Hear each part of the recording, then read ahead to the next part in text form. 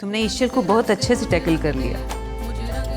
वो जितना भी दावा करती है ना चेंज होने का उम्मी, मैं फिर भी उसकी आंखों में पढ़ के बता सकती हूँ कि क्या चल रहा है। I'm sorry, मैंने देखा ही नहीं। I'm so sorry। हमने तो आपको बहुत दिल से बेटा कहा था। मैंने भी बहुत दफ़ा सोचा आपके पास दोबारा आने के लिए, लेकिन क्या? मुझे लगा शायद आपको अच्छा ना लगे। जब आप नाराज होते हैं ना और इस तरह बात करते हैं तो बहुत क्यूट लगते हैं। इनसे कभी डिटेल में मुलाकात नहीं, सोचा गपशप ही हो जाएगी।